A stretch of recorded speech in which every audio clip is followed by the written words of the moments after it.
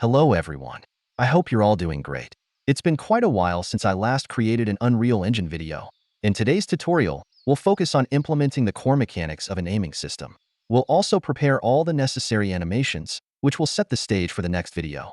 In that follow-up, we'll set up the aiming state machine and incorporate aim offset assets. Let's dive right in and get started.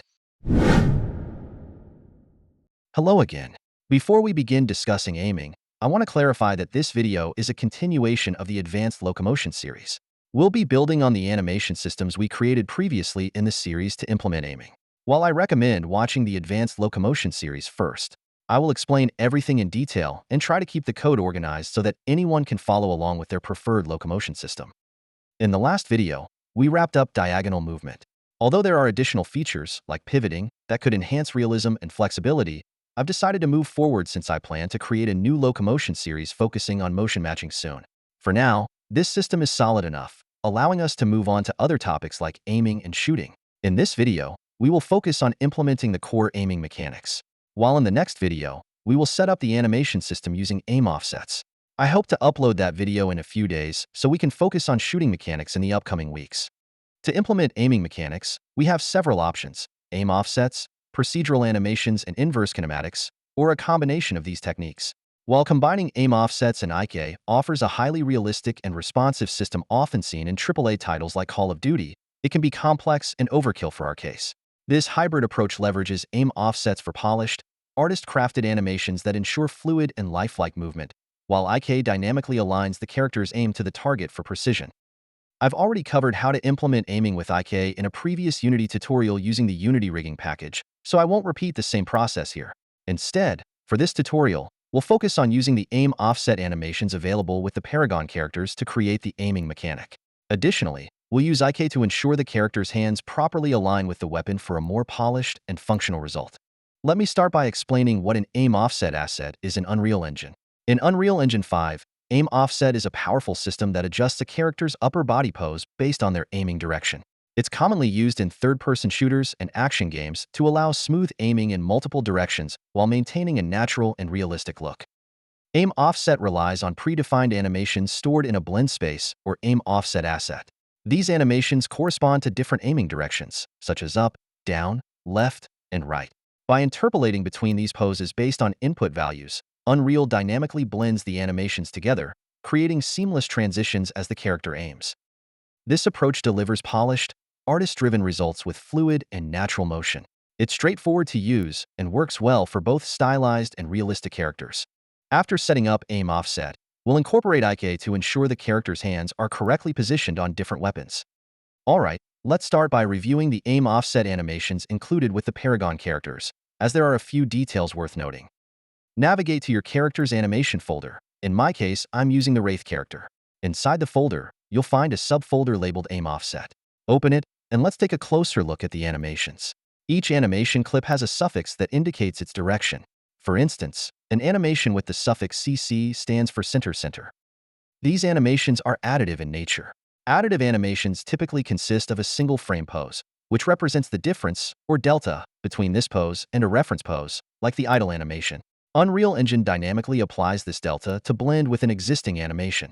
This allows for natural and seamless adjustments, such as aiming or recoil, by layering subtle offsets over the base animation. To set up additive animations in Unreal Engine, we need to correctly configure the additive settings, including selecting the additive type and reference pose. We'll discuss and configure these settings in detail in the next video. For most Paragon characters, two aim offset assets are provided. One for a non-combat pose, commonly referred to as the standard aim offset, and another for a combat pose, which we'll use while aiming. Although these assets are pre-configured and functional, we'll create both from scratch to give you a better understanding of how aim offsets work. While preparing for this tutorial, I noticed that both aim offsets seemed fine in the aim offset editor but didn't function as expected during gameplay. This appears to be a known issue mentioned on Unreal Engine forums, and despite trying various proposed solutions, the problem persisted. I suspect the issue lies in the animations themselves with some of the Paragon characters, so we'll use aim offset animations from another Paragon character. I've tested several, and they worked perfectly. If you're using a different character, it's worth testing your character's animations first, as they might work. In the next video, we'll discuss aim offset animations in more detail. Let me show you two characters whose animations I tested, and they worked perfectly. I'll also demonstrate how you can easily retarget these animations to any character, not just Paragon characters. The first character is Murdoch, and the second is Lieutenant Bellica. Both characters' aim offset animations function perfectly fine, and I'll be using their animations for this tutorial. However, you're free to use whichever character's animations you prefer. I will be using Bellica's animations because they are similar to the Wraith's animations. Additionally, the character is designed to handle lightweight weapons like rifles and pistols, unlike the Murdoch character, which is intended for heavier weapons. However, either option works well, so you can choose either one. That said, if you opt for Murdoch or any other Paragon character downloaded from the marketplace, you might encounter an issue where the engine crashes whenever you try to open an animation. This is a common problem with Unreal Engine 5 and Paragon assets. In my case, every time I attempted to open Murdoch's animations, the engine would crash instantly. If you face this issue, I'll include a link in the description to a helpful video that explains the problem and its solution.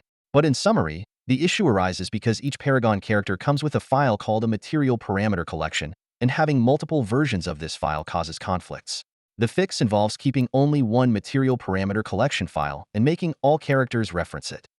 To resolve this, navigate to any Paragon characters folder, for example the Wraith character, search for material parameter collection, and rename the file, for instance, prefix it with main underscore. Next, go to the problematic characters folder, locate their material parameter collection file, and replace its references with the renamed main underscore version. Finally, delete the conflicting file. This will resolve the crash issue, and you'll be able to open the animations without any problems. Before diving into the aiming mechanic, there's one last thing to address. Since we're using animations from a different character, we need to retarget them to match our skeletal mesh. In Unreal Engine 5.4, this process is straightforward. Simply locate an animation clip from the other character, right-click on it, and choose Retarget Animations. Then select your character's skeletal mesh as the target. In my case, that's the Wraith mesh. To make things easier, you can preview any animation clip during the process. Since we only need the aim offset animations, we can use the filter to display those assets specifically. Actually, this only shows the aim offset assets, not the animations themselves. To ensure we have everything we might need, I recommend selecting all the animations for retargeting. This way, if adjustments to other animations are required to align with the aiming pose, we'll have them on hand. I'll explain later why this might be necessary. After selecting the animations, click Export. Let's create a new folder to keep things organized. I'll name it retarget_B_W, with B representing Bellica and W for Wraith. Additionally, let's suffix each animation with _W to easily identify the retarget versions.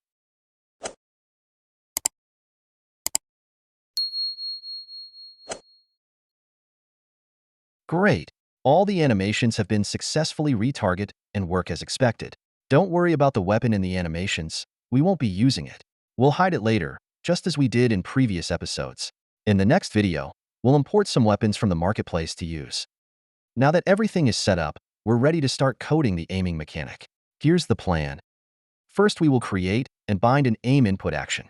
Then, we will implement a method to smoothly adjust the camera's field of view for a dynamic aiming effect. Next, we will modify the camera boom's arm length and socket offset to achieve the ideal aiming perspective. Finally, we will adjust the mouse sensitivity for better control, ensuring precise aiming and smoother shooting mechanic, which we will work on in the next tutorial. Let's begin by setting up the aim input action. We previously stored all input actions, along with the input mappings asset in a separate folder named Inputs. Let's open this folder, duplicate the jump input, and rename it as IA_aim since the aim input serves as a simple flag to indicate whether aiming is on or off. Next, let's open the mapping asset to bind a key to the input action. I will choose the right mouse button for the aim input.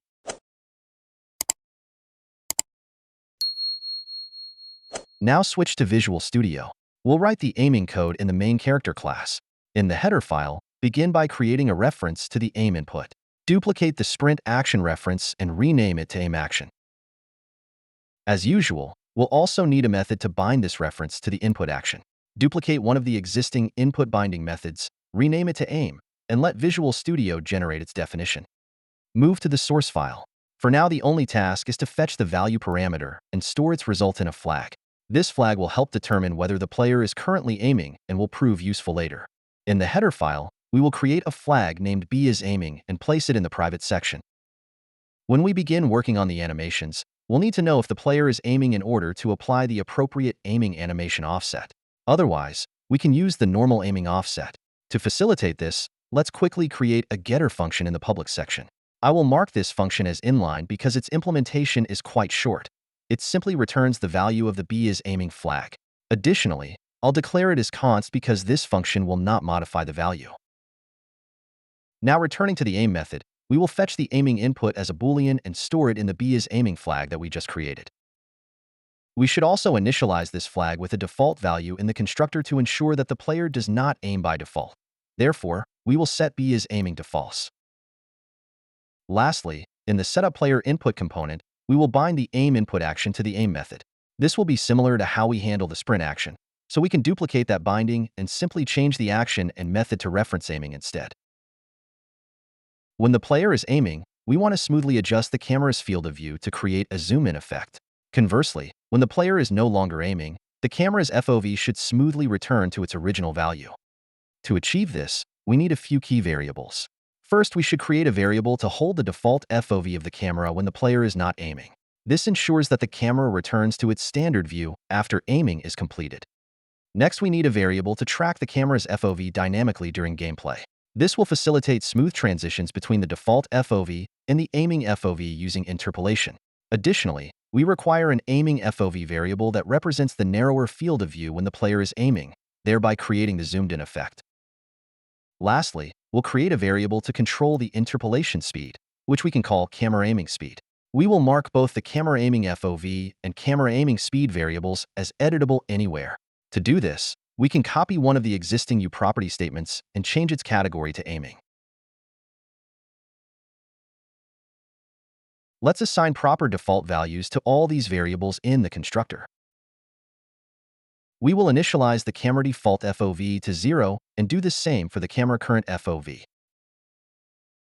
For the camera aiming FOV, a good starting value would be 40. Since we mark this variable as editable, we can experiment with different values in the editor. Keep in mind that smaller values indicate zooming in, while larger values indicate zooming out. In the case of aiming, we want to zoom in by narrowing the camera's field of view. Lastly, we will set the default value for camera aiming speed to 20. At the beginning of the game, camera default FOV should hold the default camera's FOV, which is typically set to 90.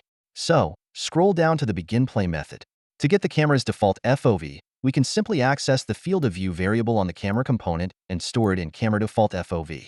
At the start of the game, camera current FOV should also be reset to match camera default FOV, as camera current FOV will be used to smoothly transition between the default FOV and the aiming FOV, and vice versa. To implement a smooth transition for the camera's field of view, we will use the lerp method. Since this is a continuous movement, we will handle it in the tick method. I will discuss more efficient ways to achieve this later, but for now, we will focus on the tick method. When the player is aiming, we will use the lerp method to smoothly transition from the camera current FOV, which holds the default value, to the designated aiming FOV. Once the aim input is released, the camera will interpolate back to the camera default FOV.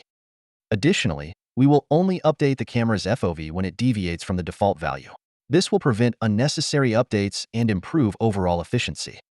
Now compile the code and return to the editor to check if the zooming effect works correctly while aiming. First, we need to set the aim input and adjust the camera's boom properties in the character blueprint. Open the BP_main character, and in the details panel, search for the input section. Set the aim input there. You can also modify the aiming field of view or the zoom speed if you'd like, but let's try this out first and we can easily adjust those settings later. Now the issue arises due to the lerp method, which we will fix shortly. For now, the zooming is functioning correctly, but we need to modify the camera's boom socket offset and the arm length. Let's do that first before addressing the lerp method problem. In general, in third-person games, the camera is positioned slightly to the right of the character, not centered, and is also a little above the shoulder and closer to the character. This way, when the player is aiming, the character appears on the far left of the screen. Let's change these properties in the character blueprint asset. Let's start by adjusting the camera's field of view to around 30. Feel free to modify this value to find the best setting for your character in the game. Next, select the camera boom. We'll make the camera closer to the player by setting the target arm length to about 250. It's currently set to 350. Additionally, let's increase the height on the z-axis by 80 units and shift it to the right by 40 units. After making these adjustments, we can run the game to see if this setup works for us. Despite the lerping issue, The zooming looks perfect. However, the camera is still too high, so we need to lower it and adjust it a bit more to the right. Let's address that quickly. For my character, I found that a target arm length of 235 works well. Additionally, I'll set the socket offset values to 55 on the x-axis and 65 on the z-axis. Great, this is what we want. First, let's address the interpolation issue, so we can clearly see the results before moving on.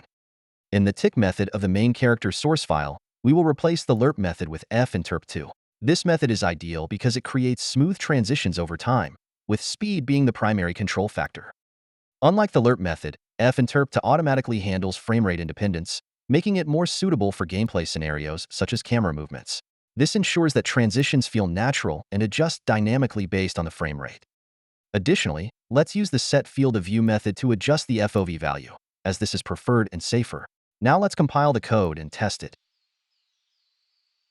Awesome! The zooming effect is now working as expected, and the camera's field of view smoothly adjusts as the player aims. The camera is positioned correctly. Later, when we work on the animations, we'll modify the idle animation so that the character holds the weapon directed toward the center of the screen. For now, we have established the basic aiming mechanics. To enhance the aiming experience and assist players in shooting accurately when we implement that feature in future videos, we will dynamically adjust the mouse movement sensitivity based on whether the character is aiming. When the player is aiming, the mouse sensitivity will be reduced to half, or even lower, while it will return to normal when not aiming. Now let's get back to the code and start implementing this feature. First, we need to create several variables in the header file. We should start with 2 variables to hold the normal mouse sensitivity settings. The variables normal turn rate and normal lookup will define the default sensitivity values for turning and looking up or down when the character is not aiming. In contrast, aim turn rate and aim lookup will define the reduced sensitivity values for when the character is aiming.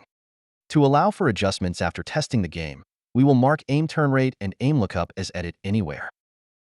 Finally, we need 2 additional variables to dynamically store the current sensitivity values based on the aiming state.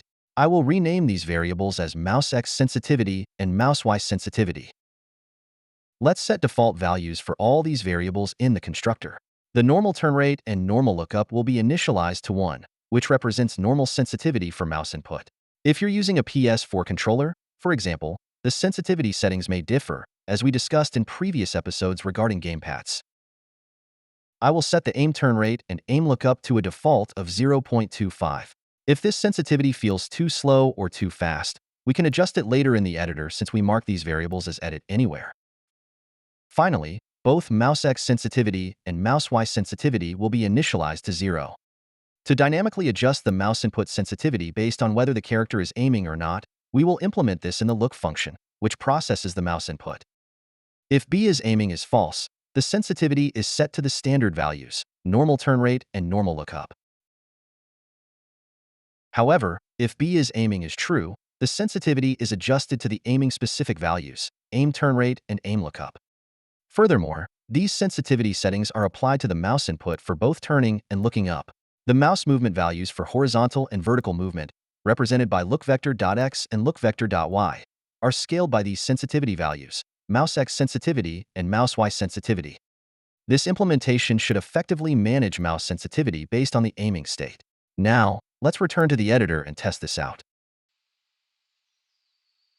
Great! When aiming, the mouse sensitivity is reduced to 25%. I hope you'll notice the difference. It may be hard to see in the video, but you'll definitely feel it when you try it yourself. Let's lower the sensitivity even more, maybe 20%. This is much better. Now I believe you can really observe the difference while aiming. We were supposed to work on the initial setup of the aiming state machine. However, since this video is already getting too long, I've decided to leave the animation setup for the next video, which I hope to upload in a few days since I have already filmed most of it. Before we wrap up this video, I want to demonstrate several ways to optimize the interpolation of the camera's field of view, which we currently handle in the tick method. Using the tick function for tasks like interpolating the camera's field of view is often suitable for gameplay elements such as aiming.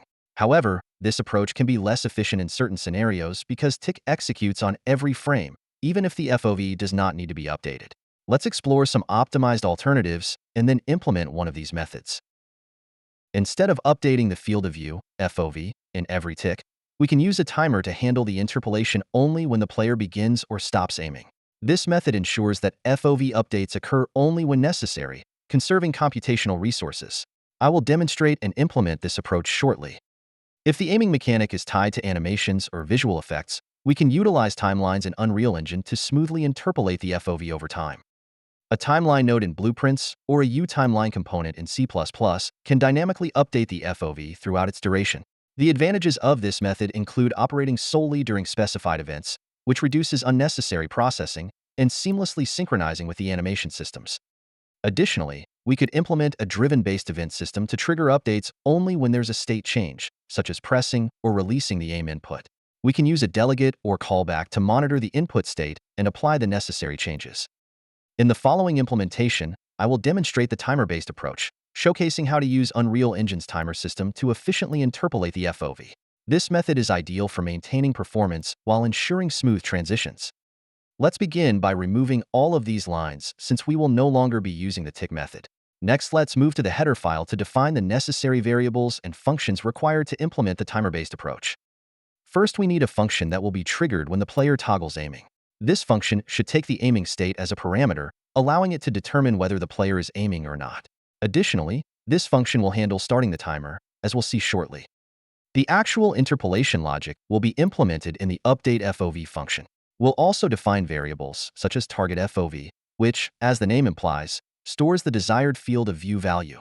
Lastly, we'll need an fTimerHandle variable to manage the timer. Now let's move to the source file to implement these functions. To save time, I've already prepared the implementation, and I'll walk you through the details step by step.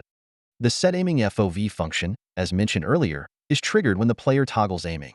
We will call this function whenever the aiming state changes within the aim method shortly. The target FOV is determined based on whether the player is aiming or not. A timer is then started using the setTimer method, which repeatedly calls the update FOV function at intervals defined by the world's delta time. This approach ensures smooth updates that are synchronized with the game's frame rate. Additionally, I have added a debug log to confirm that the timer has started. The actual interpolation logic occurs inside the update FOV function, which uses the same logic as before. This function employs the fInterpt method to gradually transition the current FOV toward the target FOV. The interpolated FOV value is then applied to the camera using the setFieldOfView method. Since we're using a timer for continuous updates, we set its looping parameter to true. This ensures the timer keeps calling the update FOV function at regular intervals until the operation completes. To stop the timer when the desired FOV is achieved, a condition checks if the current FOV is nearly equal to the target FOV within a small tolerance, such as 0.1. When this condition is met, the timer is cleared using the clearTimer method, and a debug log is added to indicate that the timer has stopped. Finally, we need to call the setAimingFOV function once the aiming state changes, which occurs in the aim method. Now let's compile the code and return to the editor to test the results together. Let me open and dock the output log so we can observe that the timer starts when there is a change in the aiming state and immediately stops when it reaches the target field of view.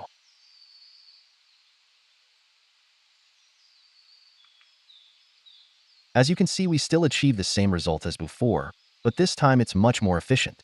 Although in smaller projects, the performance difference is negligible, this is still a positive development. So at this point, we have implemented the core mechanics of aiming, and we have already prepared all the animations we will be using. In the next video, we will begin working on the aiming state machine, with the goal of completing the entire aiming system. Following that, we will move on to the shooting mechanics. Thank you for watching, and I look forward to seeing you soon.